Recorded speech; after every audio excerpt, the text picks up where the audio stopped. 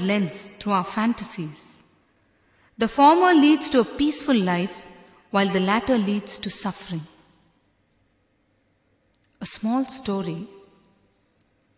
Once a man came to me and said, "Swamiji, we are just 2 people in our house, my wife and I.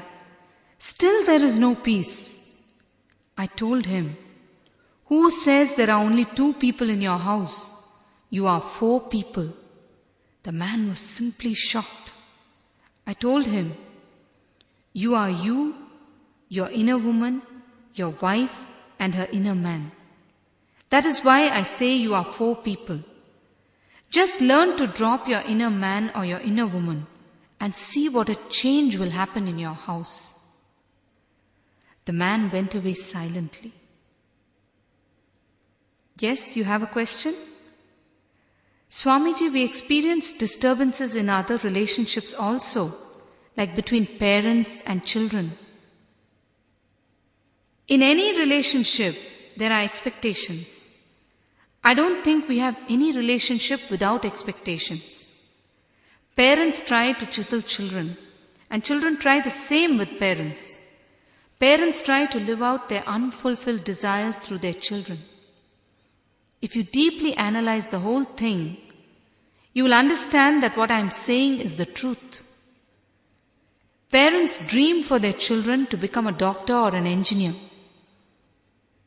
Why not find out from the child what he wants to become and then dream to fulfill that? That would help your child immensely. The day your child starts back answering you, that day he has become a man. You have to deal very carefully with him. Spend time with him. Talk to him. Be a good friend. And find out what he really wants to do in life. Guide him with deep love and trust. Then make his ambition your reality and help him in achieving it. So many children come to me and say, "My father wants me to become a doctor," or "My father wants me to become a lawyer." Of course, if the child is unable to decide for himself and he asks you to tell him what to do, you can tell him what he could do based on your observation of his talents and what his capacity is. You can always suggest, but don't stuff anything down his throat. Also make the child understand that you are giving him freedom and maturity in doing this, and make it clear to him that there can be no blaming at the end of it. He needs to understand that very clearly. You see, we are always carrying our chisel around and trying to chisel our relatives, our friends, even strangers, according to our own imagination. And they in turn are carrying their own chisels, which they are going to try and use on you.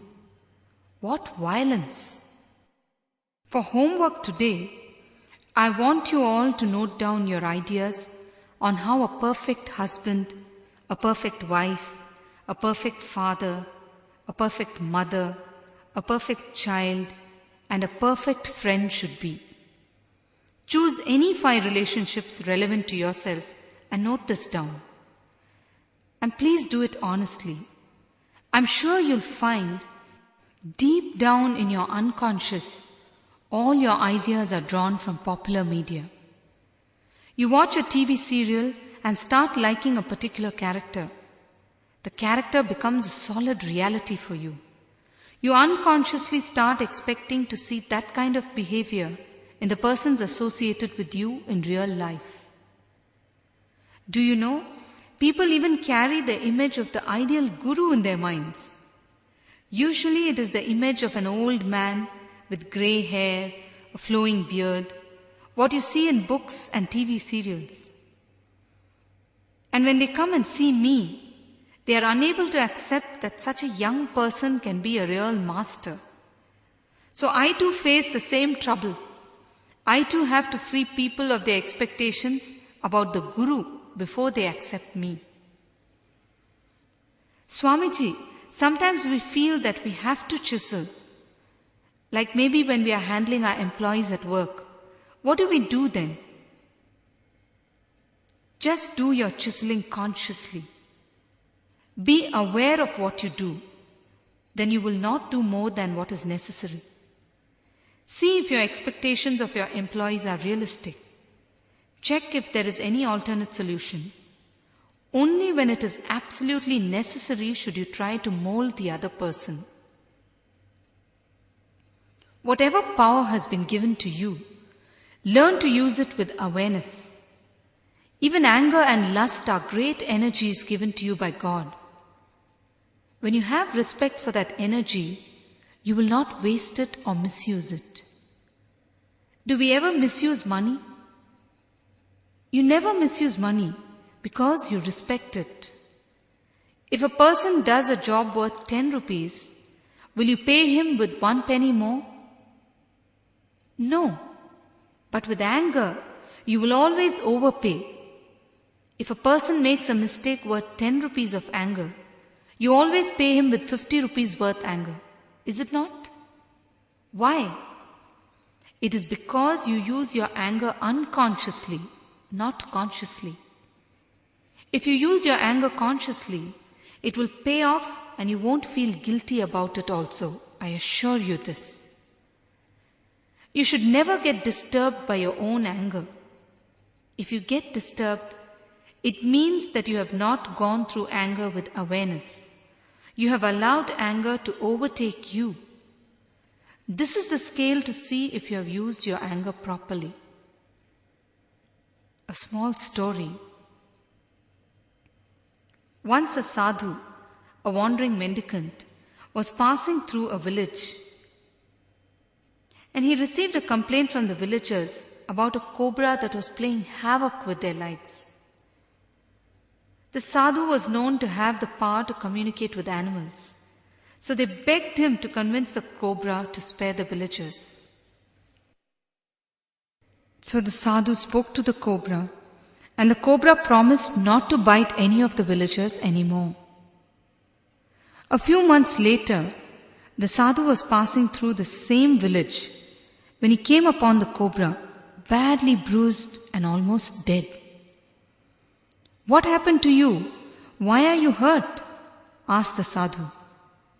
The cobra cried, "O sadhu, it is you who made me promise never to bite the villagers.